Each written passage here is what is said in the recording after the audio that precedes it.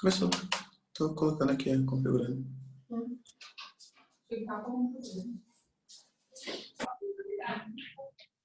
O quê?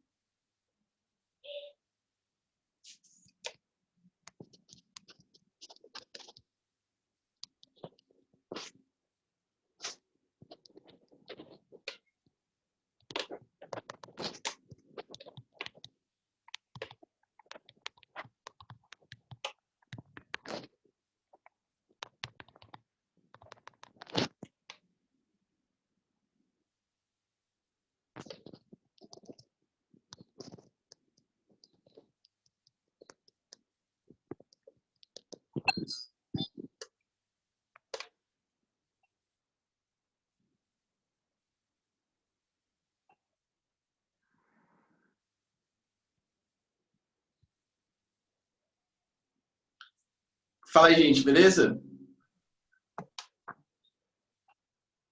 Deixa eu admitir aqui o pessoal. Galera, desculpa, tá? Já vou explicar o que aconteceu. Calma aí. Fala aí, Ana. Fala aí, David. Beleza? Fala aí, Isa, tudo bem? Sou muito tonto, já explico o que eu fiz, já. Calma aí.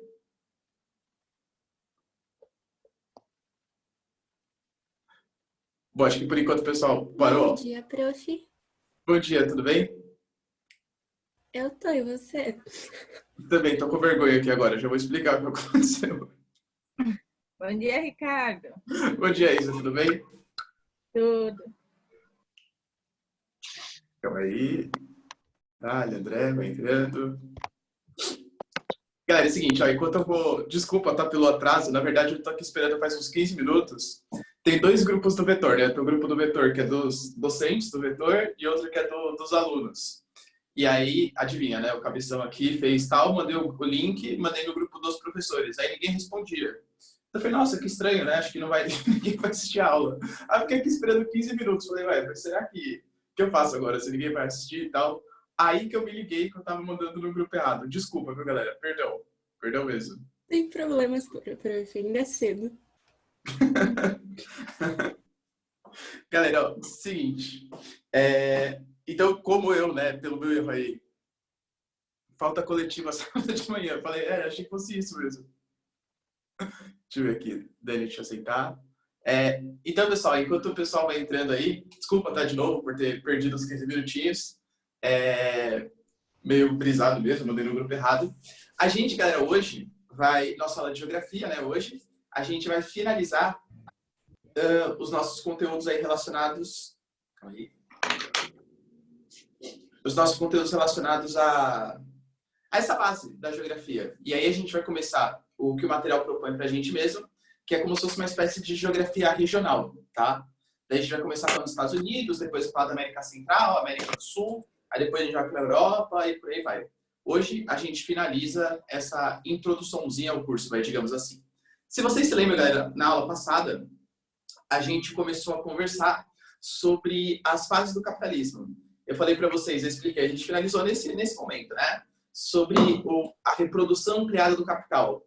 Para quem não se lembra, galera, a reprodução ampliada do capital é a maneira básica como funciona o capitalismo, em que a gente tem, para você ser capitalista, precisa ter um dinheiro inicial.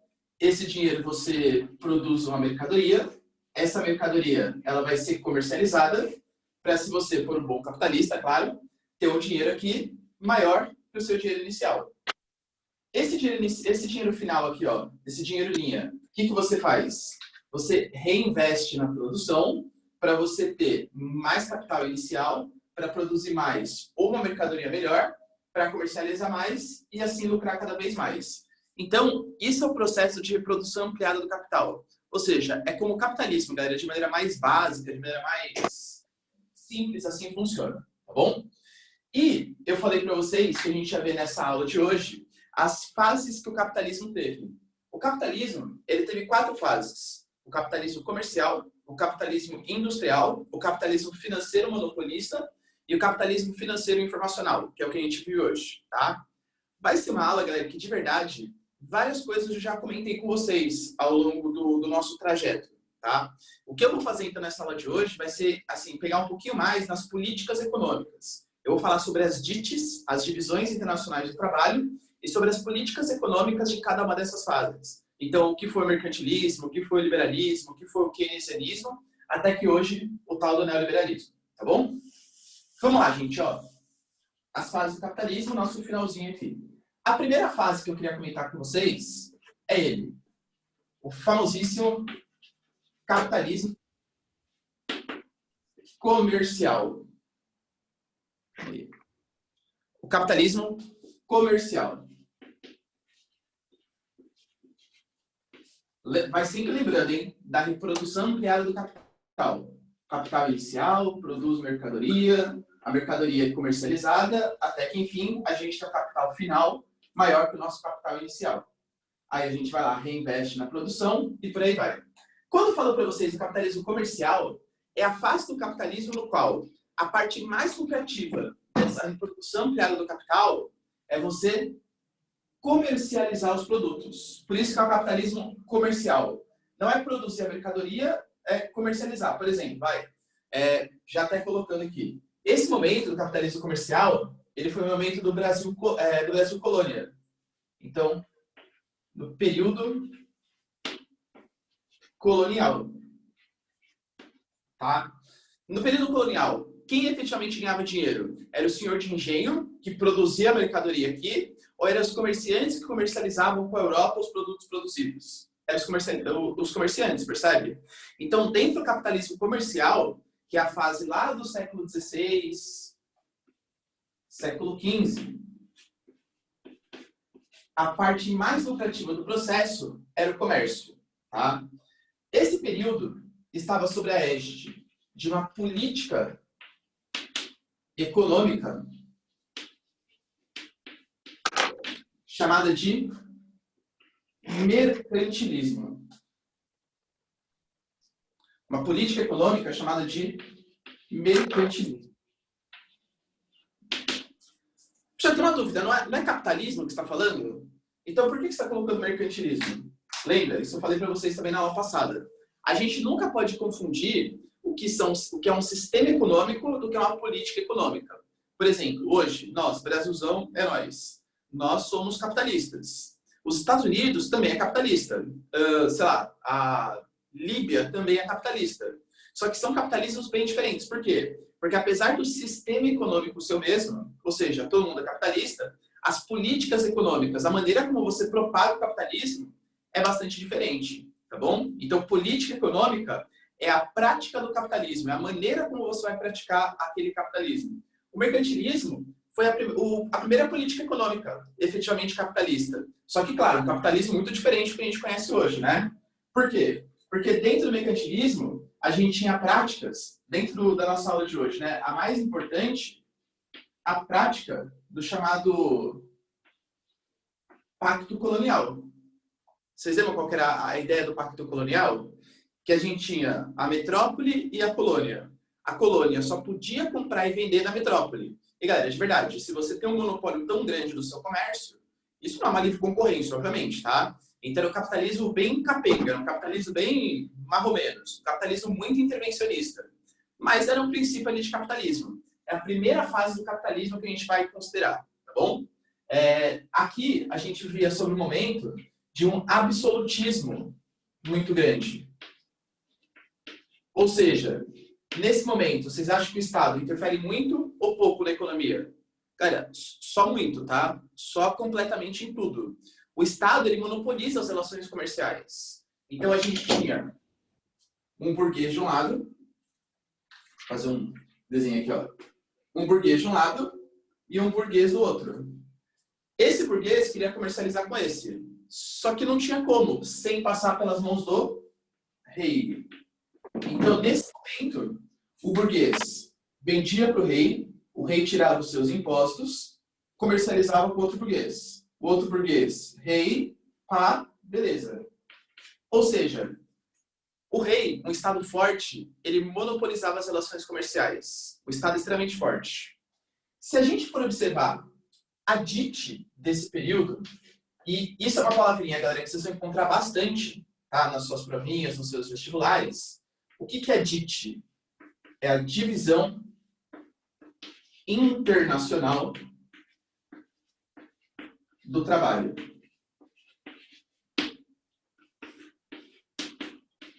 Tá, professor, nome bonitinho e tal, mas o que quer dizer isso, né? Essa divisão internacional do trabalho.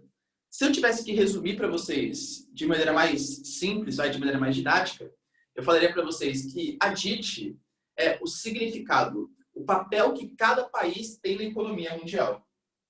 Isso é a definição de DIT. É o papel dos países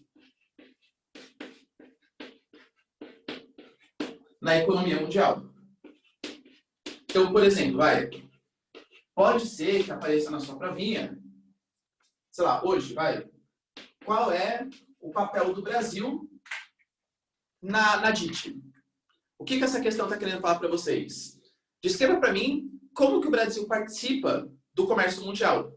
É isso que ele está querendo dizer de maneira mais simples. Então, se eu tivesse que caracterizar, por exemplo, o Brasil hoje, eu falaria que o Brasil é um país que depende muito de tecnologias estrangeiras e é um país que exporta muitas coisas. Exporta muitas commodities, ferro, soja, petróleo, tudo tal, mas também exporta manufaturados. A gente é um grande exportador de carro, por exemplo. Seu carro? Exatamente, só que carros que não são nossos, né? A gente exporta Nissan, Toyota, GM, por aí vai. Então, essa é a maneira que o Brasil participa no comércio mundial. É um grande exportador, só que importador de grandes tecnologias. Se você pegar, sei lá, vamos definir a DIT da Costa do Marfim, por exemplo. A Costa do Marfim praticamente não produz nada de tecnologia, mas na DIT mundial, ela participa como uma grande exportadora de cacau, a maior exportadora de cacau do mundo. Praticamente 75% do cacau do mundo vem da Costa do Marfim. Isso é a DIT, tá bom? O papel de cada país na economia mundial. Pode tirar um print aqui, galera? Enquanto isso, alguém tem alguma dúvida? Para os que chegaram agora, eu só vou explicar, tá? O meu atraso, galera, desculpa, eu tô com um pouco de vergonha. É sábado de manhã, às vezes dá uns BO assim. Eu tinha feito a reunião, eu fiquei, juro, 15 minutos aqui quase olhando para a tela, falei, nossa, que saco, acho que ninguém acordou, ninguém vai entrar, tal. Eu mandei, o Vetor tem 2 grupos, né? Tem o grupo dos docentes e o grupo dos alunos. Aí eu mandei no grupo dos docentes. Só que todos os docentes estão dormindo, acho. Então ninguém nem me respondeu, que eu tinha mandado errado. Aí, no final das contas, eu mandei para o grupo certo. Eu percebi que tinha uma coisa muito estranha e mandei para o grupo certo. Desculpa, galera. Desculpa. Vou apagar aqui, tá? Então, ó, nesse capitalismo comercial, como que fica a DIT?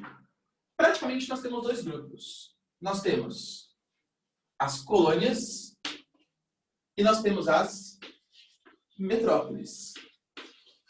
Essa é a DIT do capitalismo comercial. De um lado, as colônias exportando para as metrópoles as suas matérias-primas.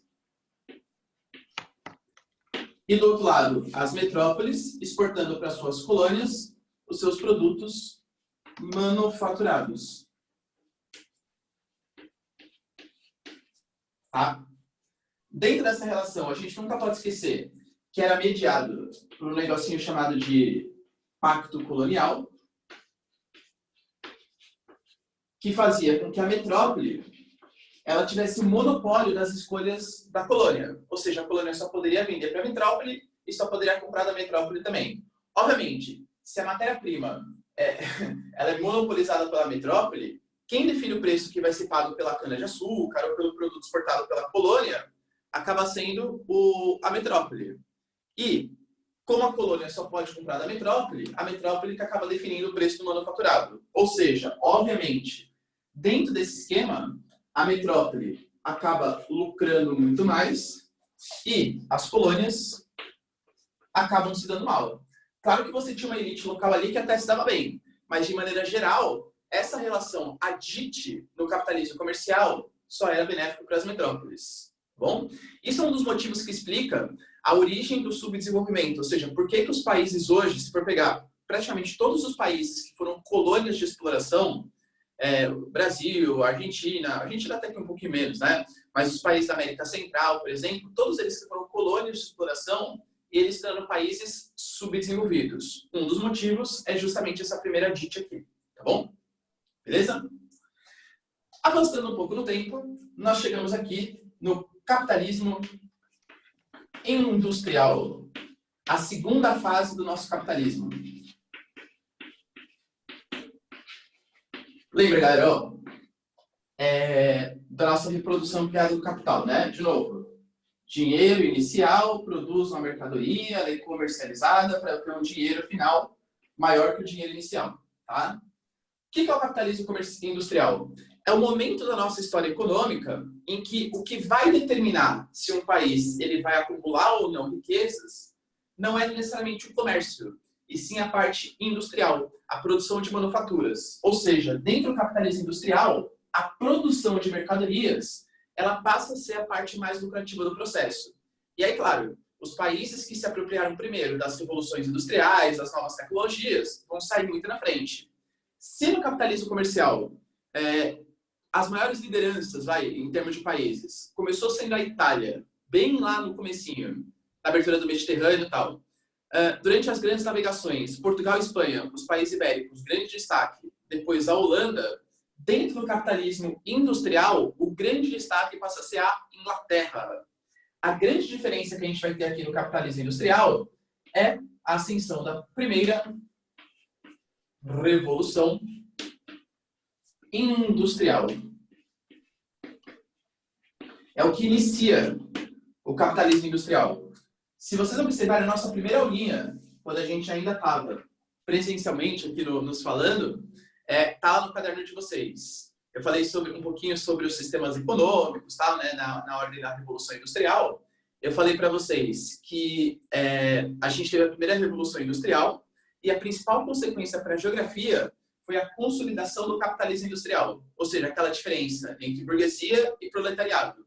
Esse momento vai ser quando a gente vai ter um capitalismo mais próximo do que a gente tem hoje, bem mais próximo, tá? O capitalismo industrial, então, ele vai, galera, praticamente da primeira revolução industrial até o final do século XIX. Esse é o período do capitalismo industrial, tá? O que vai acontecer aqui de bom no capitalismo industrial? Para a geografia, claro, né? A gente pode falar da ascensão do liberalismo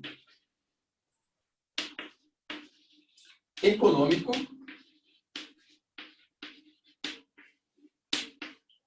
e político. Obviamente, nas suas aulas de história, de sociologia, vocês vão aprender com muito mais profundidade, tá? O que foi liberalismo econômico e liberalismo político. Mas, basicamente, galera, a gente tem aqui a ideia de o Estado não interferindo na economia e o Estado não interferindo de maneira mais forte nas questões políticas também. A gente não pode esquecer que tudo isso faz parte de um contexto histórico. Esse contexto histórico, marcado pelo iluminismo. Saudades quando a gente valorizava mais a ciência. Saudades, tá?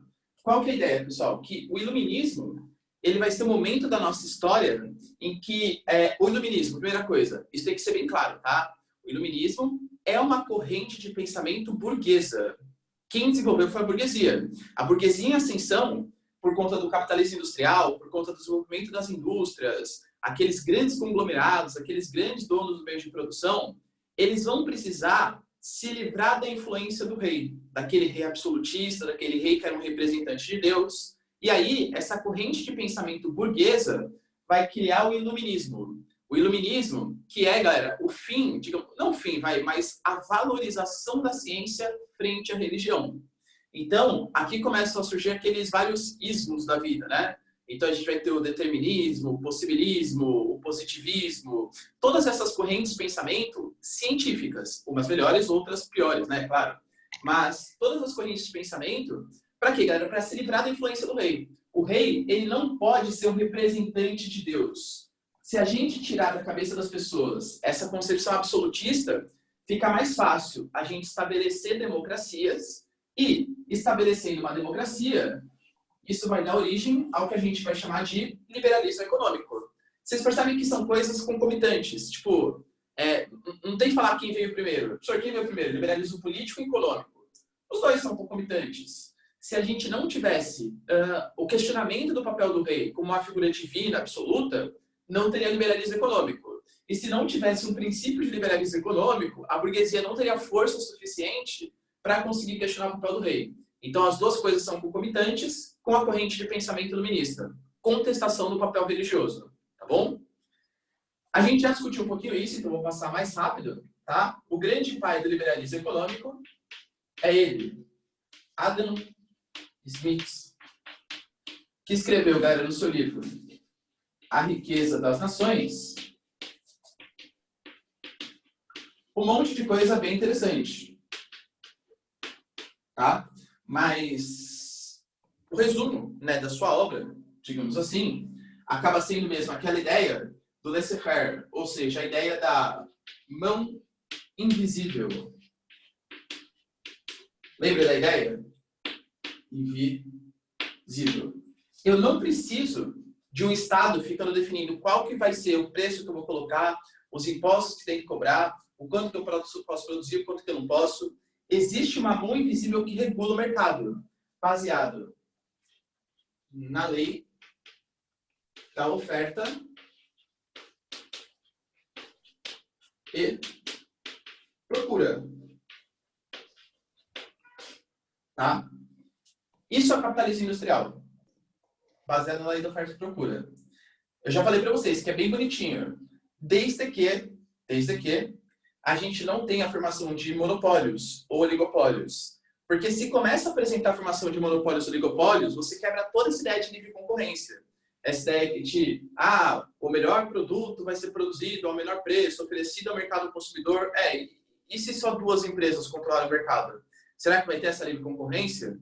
E se a gente tiver 10 empresas que controlam e elas pratiquem um cartel, um trust, uma holding, lembra de todos esses processos que a gente discutiu? Tá bom? Mas, enfim, essa é a ideia do capitalismo industrial. Tá? Eu queria mostrar para vocês como que foi a DIT. Então, ó, tira um print aqui.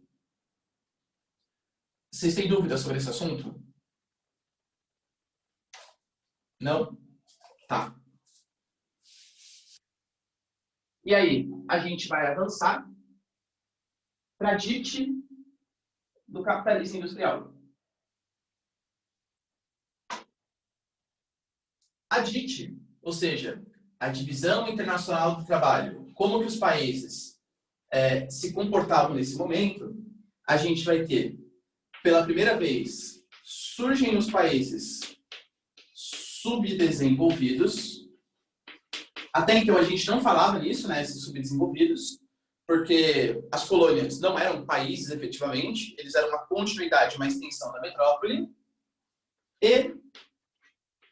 ou colônias.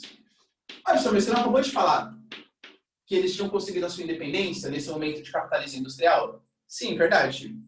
Então por que você colocou colônias? Não mais as colônias da América, agora essas colônias da África e da Ásia. Porque nesse momento é que vai estar surgindo um novo, bem no finalzinho do capitalismo industrial, tá? Bem concomitante com a segunda revolução industrial, que também faz parte do capitalismo industrial, vai estar surgindo um novo momento na história, um momento de imperialismo europeu, no qual os europeus eles avançam em cima dos países africanos e asiáticos e dividem esses países de acordo com seus próprios interesses. A gente vai comentar muito sobre isso ainda, principalmente nas aulas de África, claro. Tá? E, do outro lado, nós temos os países desenvolvidos. Tipo Brasil? Não. Tá? E ou metrópoles.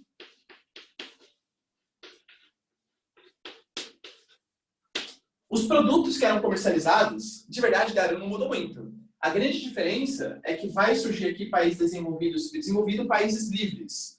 Politicamente, economicamente, ainda bastante dependentes, né? Os países subdesenvolvidos vão continuar exportando matéria-prima, enquanto os países desenvolvidos vão continuar exportando manufaturados, ou seja, produtos industrializados. Tudo bem? Mas aqui não tinha aquela relação de pacto colonial, pelo menos não entre os subdesenvolvidos e os desenvolvidos. Já eram países um pouquinho mais livres, tá? Beleza, professor. Avançando um pouco mais na história, nós vamos chegar na terceira fase do capitalismo, que é o capitalismo financeiro monopolista.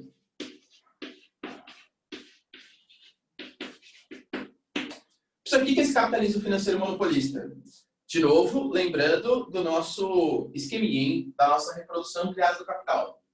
Tenho dinheiro, vou produzir uma mercadoria, vou comercializar essa mercadoria, para ter um dinheiro maior que eu tinha inicialmente, tá? Reprodução ampliada. A ideia do capitalismo financeiro monopolista é que pela primeira vez na história, a gente não precisava mais produzir uma mercadoria e comercializar essa mercadoria para conseguir ter um dinheiro maior. Meio que a gente burlou o esquema do capitalismo.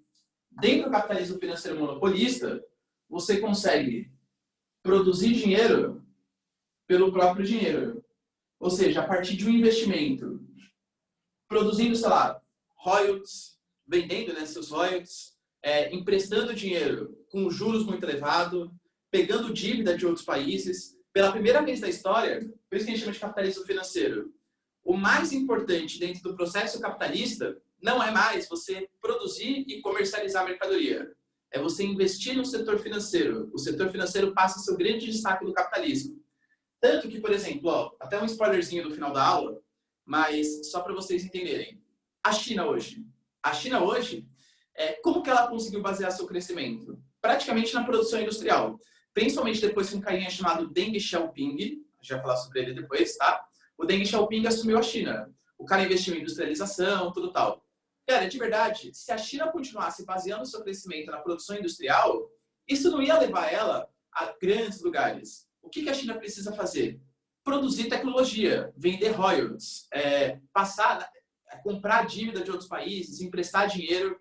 E claro, a China vem fazendo isso, ela sabe, né? Mas que a gente não vive mais o capitalismo industrial. Que nem, por exemplo, hoje, as indústrias do mundo, elas estão concentradas em países desenvolvidos? Não. As indústrias do mundo hoje estão concentradas no México, na Turquia, no Brasil, na Argentina, nos países emergentes. Mas o centro do capitalismo, as bolsas de valores, a parte da gestão da empresa, ainda está concentrada nos países desenvolvidos. Capitalismo financeiro. Tudo bem?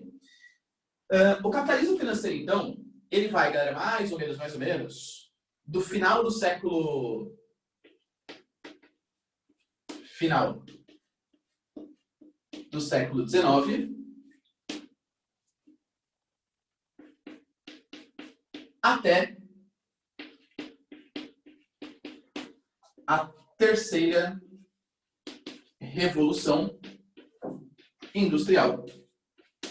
Terceira revolução industrial que data do final do século XX, né? Então, 1960, segunda metade. 1960, 1970. O capitalismo financeiro monopolista, uma palavrinha aqui que chama bastante atenção, acho que é bem óbvio para vocês também, é a palavrinha monopolista. Por que monopolista? O Adam Smith, acho que não rolou muito aquela sua ideia não, hein? De livre concorrência e tal. A gente percebe que esse período é formado, galera, é caracterizado pelo privilégio, agora, do capital especulativo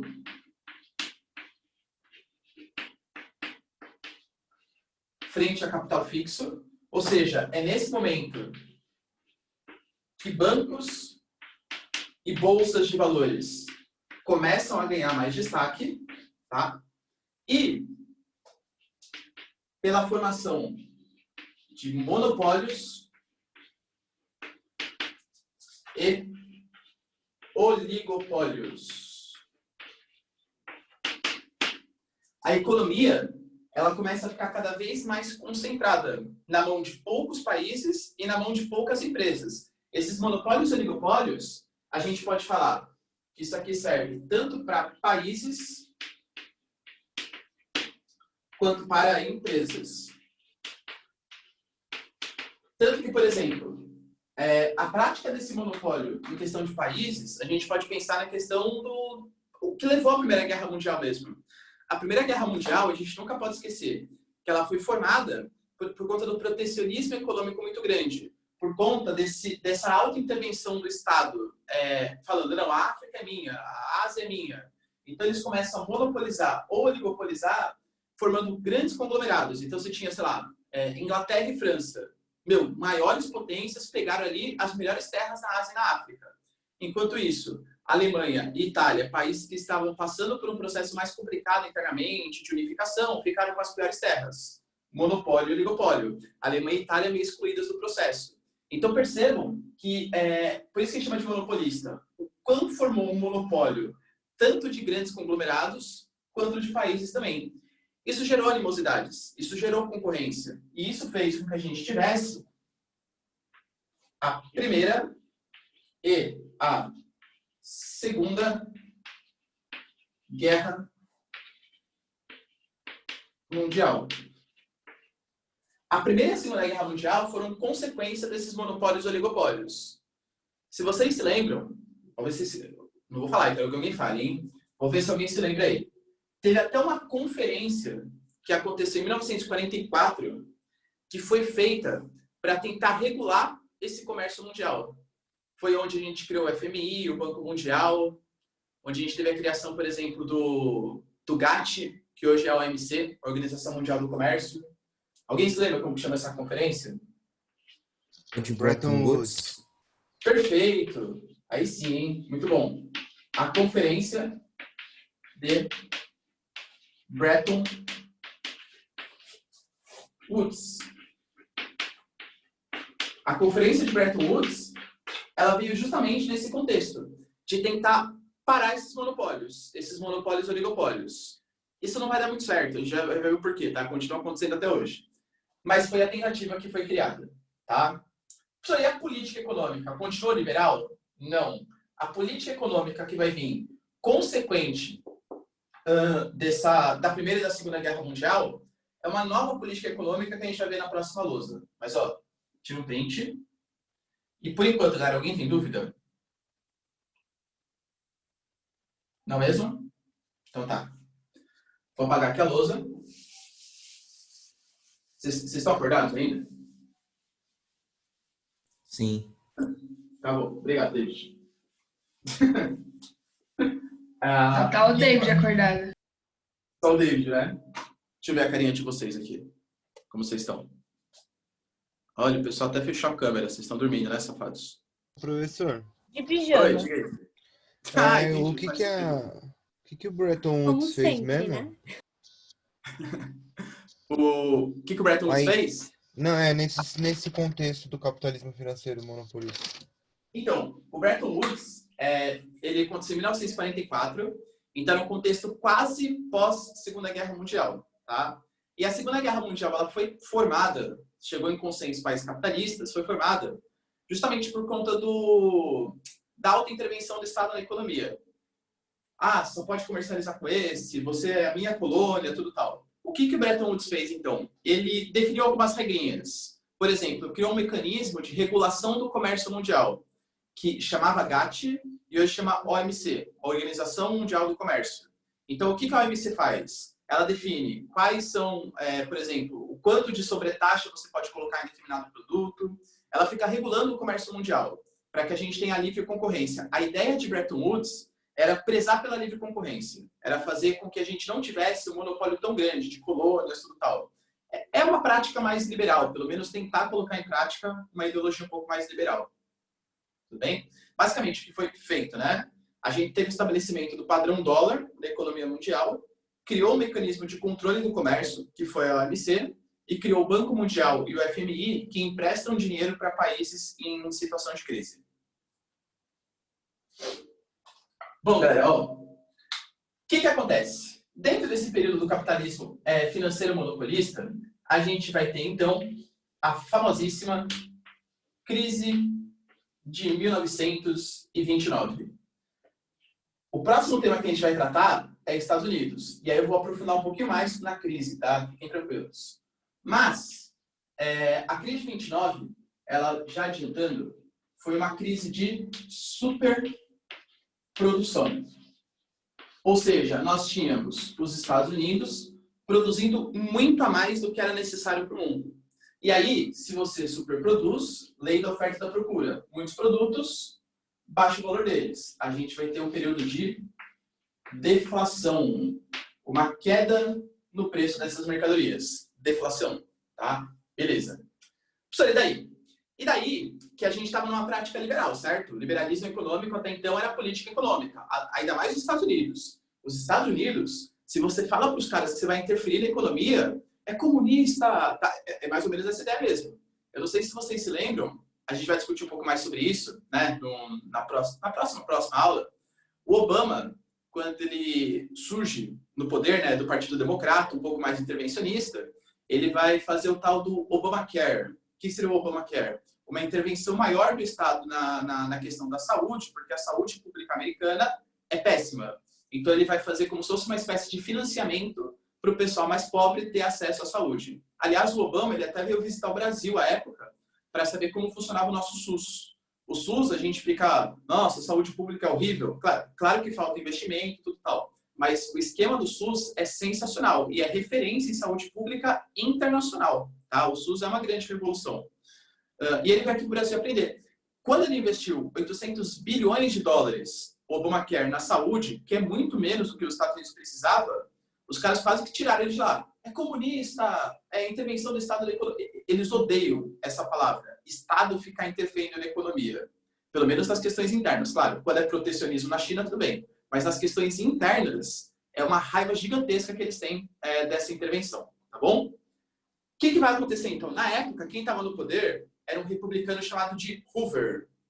Ele vai ficar em 1929, quando aconteceu a crise. Não interfiro, não interfiro, não interfiro. Em 1932, vai ser eleito um carinha chamado de Roosevelt. O Roosevelt, em 1933, vai criar uma política chamada de New Deal. Isso aqui, o que seria esse New Deal? A construção de obras públicas. Isso é algo que eu também já discuti com vocês. Mas vamos lá. Sim, que você falou até que gerou muitos empregos. Literalmente deu empregos. Exatamente, certinho.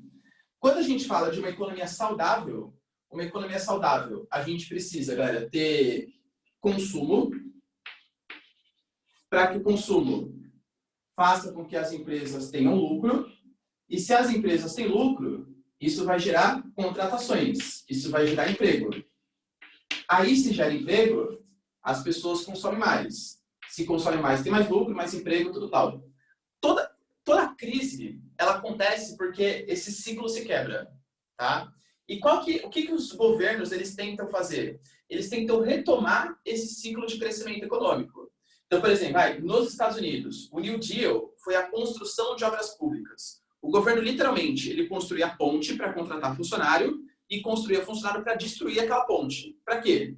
Para gerar emprego. Porque o governo pensou, bom, com esse desemprego gigantesco, se eu criar emprego, as pessoas vão consumir mais. Se as pessoas consomem mais, as empresas têm mais lucro, que contrata mais funcionário, gera mais consumo, por aí vai, tá? Calma aí. Então pode giz no meu nariz, mas calma, uma hora vai sair. O consumo, galera, então, gerou lucro, aumentou o emprego, tudo tal, tá? Isso foi o New Deal. Isso é política liberal? Claro que não, né, galera? Tá? Isso é uma política altamente intervencionista. A gente fala que esse momento aqui é quando vai começar um novo momento das políticas econômicas, que é uma nova política chamada de keynesianismo. Lembrando, né? A gente teve a política econômica mercantilista, altamente intervencionista. Aí tivemos o liberalismo, que pregava a não intervenção no Estado da economia. Acabou formando monopólio, oligopólio, tudo tal. Agora vai surgir uma nova política econômica nos países capitalistas, que é a política keynesiana. O Keynes, galera, o que ele pregava? O Keynes pregava o que a gente vai chamar de welfare, ó, em inglês, states. Ou seja, o Estado de bem-estar social. Basicamente, a ideia do Keynes era você cobrar altos impostos e altos benefícios sociais. Só para vocês terem uma ideia de quando que foi o keynesianismo nos Estados Unidos, ele vai ficar de 1929, aliás, 32, perdão, que é quando o Roosevelt entra no poder, até 1973, já vamos entender por que esse 73, e na Europa vai ser um momento pós-Segunda Guerra Mundial, Então, de 1945 até 1973, tá? Professor, e o Brasil? Quando que o Brasil passou pelo keynesianismo? Para, né, galera? Quando que a gente teve altos benefícios sociais? Nunca, tá? Essa é a verdade. Mas, para países desenvolvidos, a ideia era você cobrava altos impostos e retribuía isso com altos benefícios sociais. Qual que era a ideia do Keynes? A ideia do Keynes era que a população, se a gente tivesse, por exemplo, e principalmente no imposto de renda, não no consumo, tá? Se a gente cobrar um imposto de renda muito alto da população, 50%, 60%, meu Deus, senhor, mas a população vai perder poder de consumo. Calma. Por quê? Porque eu vou arrecadar esses altíssimos impostos, mas em compensação vai ser um Estado paizão, vai ser um Estado que vai garantir o bem-estar social da população. Então o Estado oferece transporte, saúde, segurança, enfim, galera, tudo muito subsidiado para a população. Tá? Professor, deu certo isso? Deu. Porque durante muito tempo, claro que o imposto de renda, ele comia grande parte do poder de consumo da população. Mas a população também não tinha que se preocupar em gastar com coisas como moradia, segurança, lazer sim, né? Mas educação, saúde, essas coisas. Então, o dinheiro que sobrava para a população, efetivamente ia para o consumo. Isso foi o keynesianismo. Um Estado altamente interventor. Um Estado paizão, um Estado que quer se meter em tudo para fornecer benefícios sociais.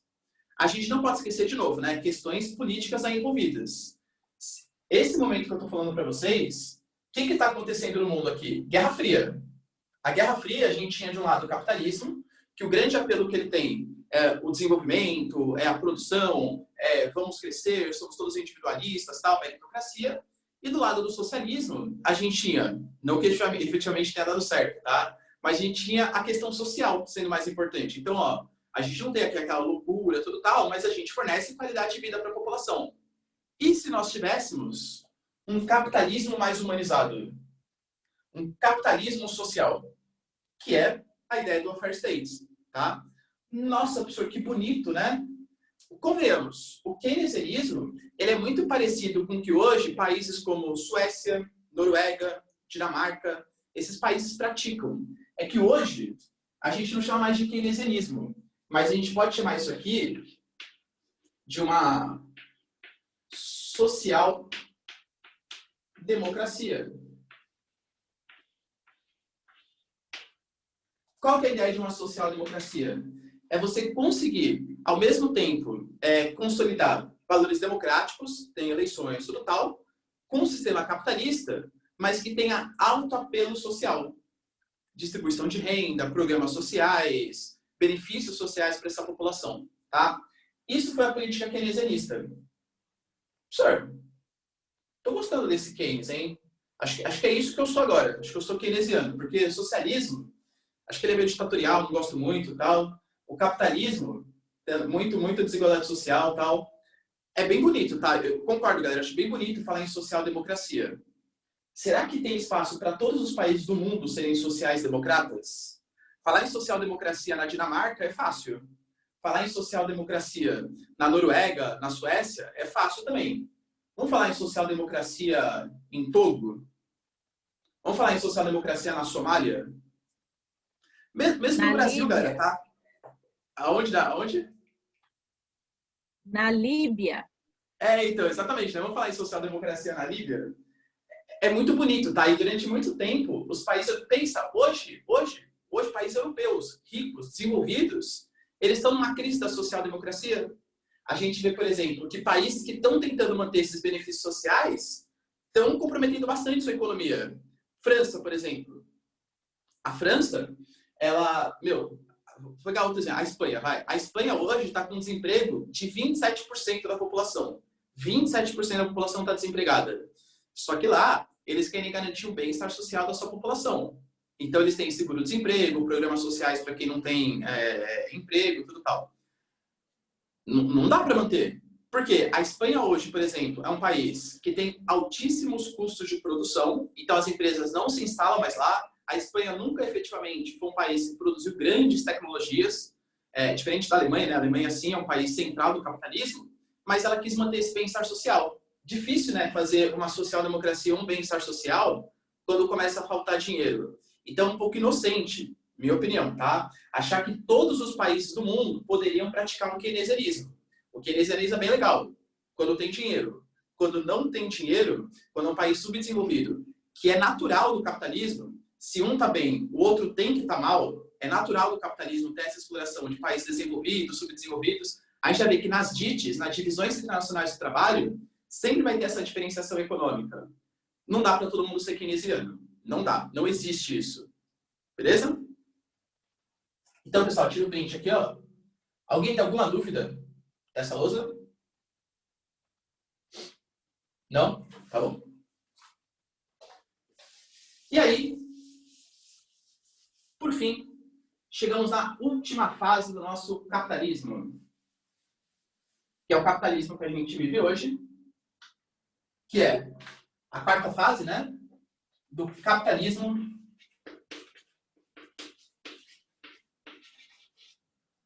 financeiro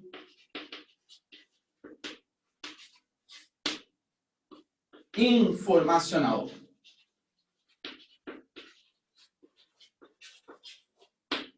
Se eu estou falando informacional, Milton Santos na cabeça aí, hein? Já tem que lembrar, ó, informação de redes imateriais. Lembra quando eu falei para vocês do processo de globalização, certo?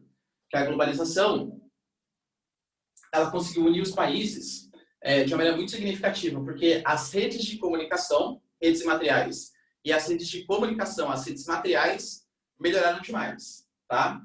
O capitalismo financeiro informacional, ele vai se caracterizar da terceira revolução industrial.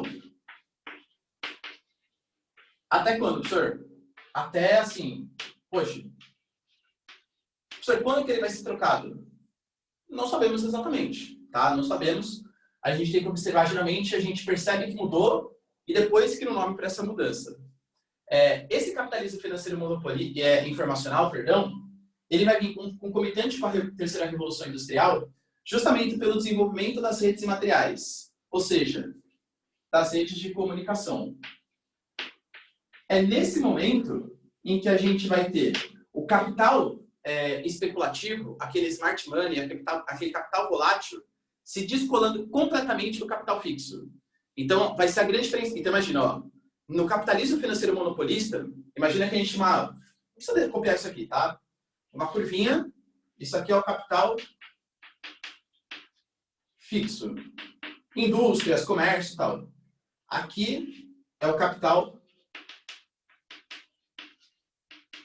especulativo. Isso fica assim até o capitalismo financeiro informacional. Quando dá o capitalismo financeiro informacional, a diferença faz isso aqui, ó.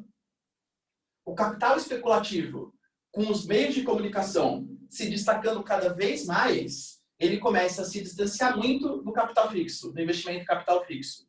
Por isso, essa diferenciação, tá? Tá, professor, e daí?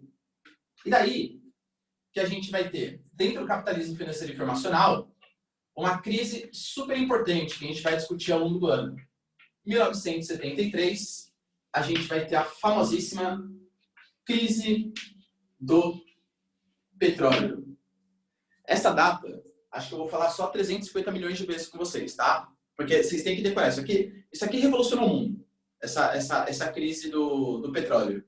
Mudou completamente as relações econômicas, políticas que existiam no mundo. O que essa crise do petróleo fez? A crise do petróleo, não interessa agora por que ela aconteceu. Ela foi uma guerrinha entre aspas, uma guerrona entre palestinos e judeus lá do Oriente Médio, na chamada Guerra do Yom Kippur, que aconteceu, que trouxe como consequência a nacionalização das reservas de petróleo. Não interessa nesse momento. O que interessa é a consequência dela para o mundo. A gente vai ter um barril de petróleo que custava $3, passando a custar do dia para a noite, em menos de uma semana, $12. Ah, professor, mas é pouco. A gente tem, por exemplo, hoje o barril de petróleo está quanto? Uns $45, $50? Então é pouco, né? Cuidado. Você nunca pode pensar de maneira absoluta. Sempre tem que pensar de maneira relativa. A gente teve, em uma semana, um aumento de 4 vezes no preço do barril de petróleo. Imagina tudo, plástico, borracha, transporte, ficando 4 vezes mais caro do dia para a noite. Não tem como sustentar. Lembra que os países desenvolvidos estavam naquela política keynesiana, tudo tal? Então, ó, não dá mais, hein? O keynesianismo entra em colapso. Não tem mais como o Estado ficar sustentando todos esses benefícios sociais. Vai surgir, então, uma nova política econômica chamada de neoliberalismo.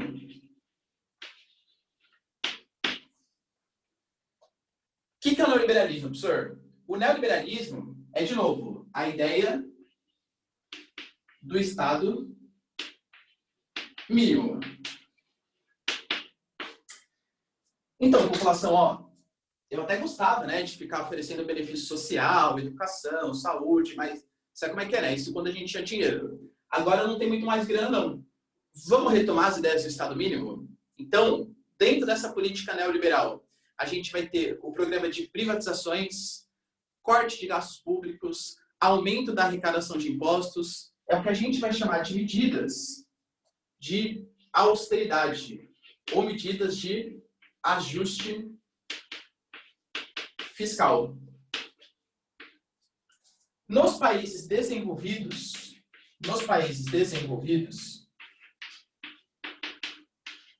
essas medidas neoliberais, elas vieram em 1980 com os dois pais do neoliberalismo, digamos assim. Uma lá no Reino Unido, chamada de Margaret Thatcher, a famosíssima Dama de Ferro, e nos Estados Unidos, um conservador, um republicano, ex-galã de novela, chamado Ronald Reagan. Tá? Esses dois caras, esses dois conservadores, eles são conhecidos como os pais do neoliberalismo, o Adão e Eva do neoliberalismo. Margaret Thatcher, na Inglaterra, e Ronald Reagan, nos Estados Unidos. Esses dois caras foram queridos pela população? Olha, galera, não, tá? Não. Tem até um filme que eu recomendo bastante para vocês verem. É um filme chamado A Dama de Ferro. Quem faz esse filme, que retrata, né, a história da Margaret Thatcher, é a Meryl Streep.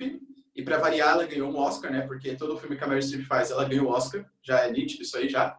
Ela fez um filme, mas que ela estava muito bem mesmo, tá? Com a Margaret Thatcher. E ela mostra como que foi a evolução. A Margaret Thatcher entrou num período do Reino Unido em que o Reino Unido estava em caos econômico, porque não conseguia mais dar conta por conta da crise do petróleo que aconteceu, e ao mesmo tempo tinha que fazer programas de contenção. Só que imagina, uma coisa é você fazer medidas de austeridade, de corte de gastos públicos em países subdesenvolvidos. Tem país que até gosta disso, né? A gente vê que... Tá, ficou mais direto, desculpa. A gente tem, galera, por exemplo, no Brasil, gente que sai para protestar para perder direito, entendeu? Uma coisa assim, sine qua non no mundo. No Brasil, a gente sai na rua para cortar os direitos. Imagina você tirar, galera, direito trabalhista num país que é o berço do sindicalismo, que é o Reino Unido.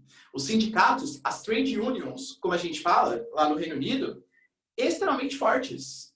A Margaret Thatcher, ela vai fazer essas medidas de austeridade, de corte de gastos públicos, privatizações, tirar direitos trabalhistas, num país que é o berço do sindicalismo. Ela vai ser odiada pelos trabalhadores. Mas, em compensação, a gente não pode desconsiderar que ela conseguiu, galera, trazer uma retomada do ajuste fiscal, do crescimento. Os gastos nesses países desenvolvidos, eles realmente estavam muito desmedidos. E a Margaret Thatcher vai fazer um ajuste das contas. Ela é odiada pelos trabalhadores, pelos sindicatos, mas ela trouxe um ajuste econômico importante. A mesma coisa, o Ronald Reagan, dos Estados Unidos. Ele vai fazer medidas de ajuste econômico muito significativas, odiado pela população mais pobre, mas trouxe uma medida econômica bem interessante. O senhor quer dizer, então, que eles conseguiram fazer com que esses países retomassem o seu crescimento econômico? Não, tá, não é isso. O que eu estou falando para vocês é que eles organizaram a economia. Mas quando que a retomada do crescimento econômico vai vir mesmo? De verdade, na década de 90. E não por culpa deles, por culpa de um país que estava ingressando no comércio mundial e que, do dia para a noite, colocou 1 bilhão de pessoas consumindo no mundo, que é a China. A China que vai ser a grande responsável pela retomada do crescimento econômico. A década de 90, a década de 90 e os anos 2000 são conhecidos como as décadas de ouro do capitalismo. O capitalismo volta a crescer depois de décadas de crise, por conta da crise do petróleo. Quem puxou essa retomada do crescimento econômico foi a China. A China. Olha como a China é importante para a economia mundial. Tudo bem, galera? Beleza? E nos países subdesenvolvidos, a exemplo de nós, Brasilzão, essas políticas, elas vêm em 1990, com o chamado que a gente viu na aula passada, na aula de atualidades, o Consenso de Washington.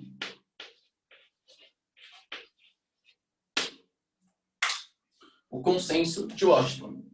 Nos países desenvolvidos, até hoje, muitos deles relutam em adotar essas medidas de austeridade, estão sendo obrigados a adotar nesse momento de alta competitividade do capitalismo, e nos países subdesenvolvidos, vem a partir do Consenso de Washington.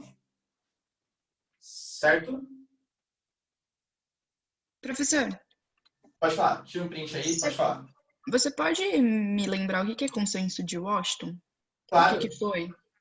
O Consenso de Washington, ele foi uma espécie de cartilha, um conjuntinho de regras. Foi elaborado por 3 organizações. Os Estados Unidos, por isso que chama Washington, né? O FMI, que é o Fundo Monetário Internacional, e o Banco Mundial. Era uma espécie de cartilha, um conjuntinho de regras neoliberais. Falando assim, vou pegar o exemplo do Brasil, tá? Que o Brasil seguiu o Consenso de Washington. O Brasil está numa baita crise econômica, na década de 80, década perdida e tal. Sabe por que você está nessa crise? Porque o seu Estado interfere muito na economia. Então, se você adotar as medidas da nossa cartilha do Consenso de Washington, eu vou te ensinar como se tornar um país desenvolvido. O que tinha nessa cartilha? Privatização, aumento dos juros, corte de gastos públicos, aumento da arrecadação de impostos, abertura econômica, desregulamentação do mercado financeiro. Então, basicamente, a ideia era você adotar um Estado mínimo. De novo, acho muito legal a ideia de um Estado mínimo. Você percebe que em país rico, meio que tudo funciona. O keynesianismo, o Estado mínimo, tudo tal. Agora, falar em Estado mínimo em um país como o Brasil é bastante complicado. Num país que na década de 90 as pessoas morriam de fome, o Brasil estava no mapa da fome, é complicado falar em Estado mínimo. Tá bom? Mas, enfim, era isso. Era uma cartilha com medidas neoliberais. Entendi, obrigado. Imagina. Mais alguma dúvida aqui, galera? Não? Então, só para finalizar, deixa eu colocar aqui, ó. Aliás, alguém me autoriza? Que horas são, galera, por favor? Falta 4. São 8h16. Tá. Só para atualizar um pouquinho aqui, perdão. Só para finalizar, a DIT desse período, ou seja, como que os países se organizaram. Pela primeira vez, a gente começa a ter 3 participantes da DIT, não mais 2, que a gente tinha nas anteriores. Aqui a gente vai ter os países desenvolvidos, que muitas vezes vocês podem encontrar como os países centrais, os países emergentes, que vocês podem encontrar como os subdesenvolvidos industrializados,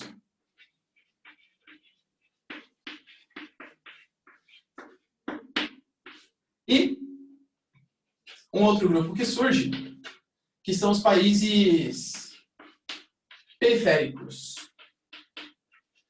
que vocês também podem encontrar como os países subdesenvolvidos, não industrializados.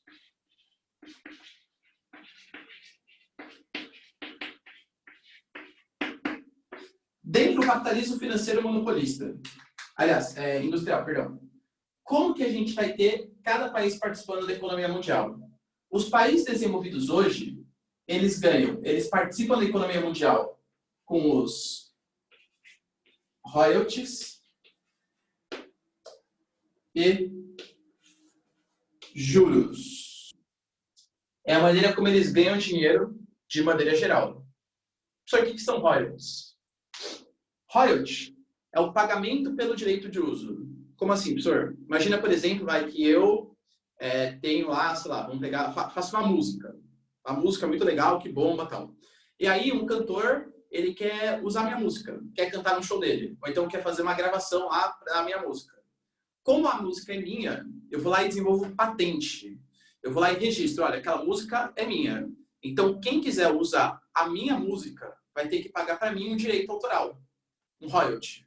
Então, o royalty é uma espécie de pagamento pelo direito de uso, tá? Obviamente, quando eu tô falando de país, não estou falando aqui de música, né? Estou falando de tecnologias que são criadas. Então, tecnologia 5G, tecnologia de química fina, tecnologia de setor automobilístico, coisa que valha. Então, os países desenvolvidos hoje, eles ganham muito dinheiro com as tecnologias que eles produzem, com os royalties que eles recebem dos países subdesenvolvidos ou dos emergentes. E com juros da dívida, de empréstimos para a FMI, para o Banco Mundial, de empréstimos direto para países em situação de crise econômica. Essa é a maneira que eles ganham dinheiro. Os países emergentes, nós aqui, Brasilzão, a gente ganha dinheiro como? Exportando industrializados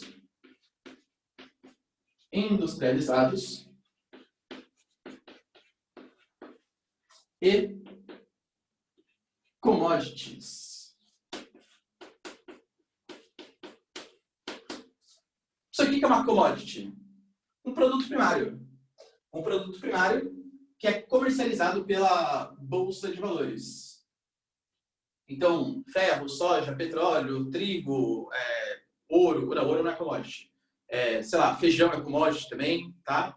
Todos os produtos primários que são comercializados pela Bolsa de Valores.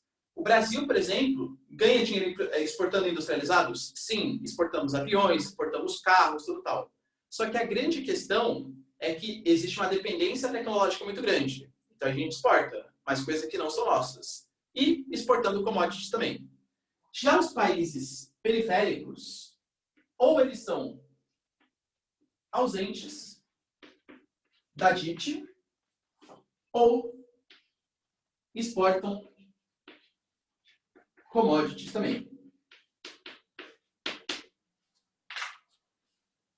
Vocês estão percebendo que, para variar, a gente está tendo hoje no capitalismo financeiro, lembrando que o capitalismo financeiro é a fase em que os países ganham mais dinheiro exportando dinheiro, essa é a ideia. Os países centrais, que são pouquinhos, controlando, monopolizando os royalties e os juros. Ou seja, eles que acabam se dando bem economicamente. Por isso que eu falei para vocês, hoje a gente percebe que o mundo está passando por um processo de desconcentração industrial. Pode perceber que a indústria não está mais nos países desenvolvidos. É muito caro produzir lá. Mas o centro da indústria, a gestão, a parte que ainda produz tecnologia, está nos países centrais, está nos países desenvolvidos. Tudo bem? Por isso que a China já se ligou e hoje não é mais uma mera reprodutora de bugiganga. A China hoje produz tecnologia, produz royalties, investiu pesado em pesquisa e desenvolvimento. Tá bom? Fala aí, Letícia, pode falar. Bom dia, Ricardo. Bom dia. Professor, deixa eu te fazer uma pergunta. No caso do Brasil, eles exportam industrializados, mas ao mesmo tempo tem que pagar royalties. Então, de certa forma, não tem um lucro. Ou o lucro é muito baixo, certo? Isso sim, Letícia, concordo, sim. Tá bom. Não, é isso mesmo, certinho. Por isso que a gente fala, né? Tipo, o Brasil, ele exporta muitos carros. O Brasil é o maior exportador de carro da América Latina, tá? Da América Latina. Só que a maior parte do lucro sei lá, que a gente exporta de uma Nissan, vai para o Japão. Que a gente exporta de um Citroën, vai para a França, por aí vai. Então, é a maneira que os países desenvolvidos acharam de baratear os seus custos de produção e, ao mesmo tempo, continuarem lucrando. Por isso, olha como a gente entra num ciclo, Letícia. Porque o Brasil, ele não investe em pesquisa e desenvolvimento, alegando que nós somos pobres. né? Então não tem dinheiro para investir em pesquisa, produzir conhecimento e tal. Só que se a gente não investe, a gente gera uma dependência econômica. Aliás, a gente não investe, gera uma dependência tecnológica. Então a gente é obrigado a exportar produtos de outros países, fazendo com que a maior parte do lucro não fique no Brasil, fique nos outros países. Como a gente não gera muito lucro, a gente investe pouco em pesquisa e desenvolvimento. Percebe que entra num ciclo? A gente não investe em tecnologia porque a gente não tem dinheiro. Mas a gente não tem dinheiro porque a gente não investe em tecnologia. Ou seja, ferrou, tá? Mais ou menos isso. Entendi. Obrigada. Imagina. O Samuel falou, professor, o senhor falou que geralmente as dinâmicas econômicas mundiais mudam após guerras ou crises. Eu li que a pandemia do corona mostra como os Estados Unidos não estão mais tanto no controle de tudo. Você acha que é provável que a dinâmica mude e saia das mãos deles? Ou eles ainda são muito mais fortes e a chance é mínima?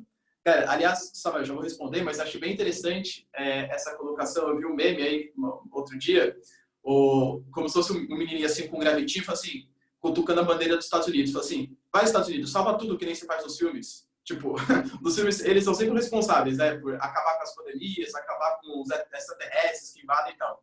Agora os coitados são os que estão mais sofrendo. Não, um dos que estão mais sofrendo, tá? Então, eu acho que assim, é o momento de repensar o que vai acontecer com as políticas econômicas, com a geopolítica. Só que, para a gente considerar um país com uma potência geopolítica, sempre leva em consideração 3 fatores. Poderio econômico, que a China hoje faz frente aos Estados Unidos com toda certeza. A questão militar, os Estados Unidos está muito à frente ainda de qualquer outro país. A Rússia é o único que pode fazer frente.